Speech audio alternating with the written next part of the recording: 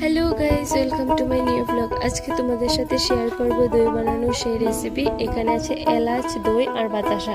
তারপর দুটাকে অনেকক্ষণ জাল করতে হবে। তারপর এলাচ দিয়ে ফার্স্টে, তারপর বাতাসা দিয়ে ভালো করে জাল করে নামিয়ে নিতে হবে। নামিয়ে একটু একটু গরম থাকতে দইটাকে ভালো করে মিশিয়ে দিতে হবে দুধের মধ্যে। তারপর যে পাত্রে বসাবে সেই পাত্রের মধ্যে ঢেলে বসিয়ে রাখতে হবে 2 ঘন্টা পর এসে দেখবে দই বসে আছে। আর এই ভিডিওটা করতে গিয়ে কতটা প্রবলেমে পড়লাম কি বলবো। আর আজকে তো এটা পোস্ট করতেই হবে, কারণ কথা দিয়েছিলাম তার জন্য। আর এই ভিডিওটা করতে গিয়ে কারেন্ট চলে গিয়েছিল। তারপর ফোনে নিয়ে চার্জ 10% চার্জ আর ছিল 17% ছিল ফার্স্টে। তার জন্য ফ্ল্যাশ জ্বালিয়ে মোবাইলে করেছিলাম, কিন্তু একটু পরে চলে গেছিল 10%-এ। তার জন্য করতে পারছিলাম না। কারেন্ট ছিল না, এত একটা ভালো করে বানাতে পারিনি। আর আরেকদিন এই ভিডিওটা ফ্রেশ ভাবে দেবো।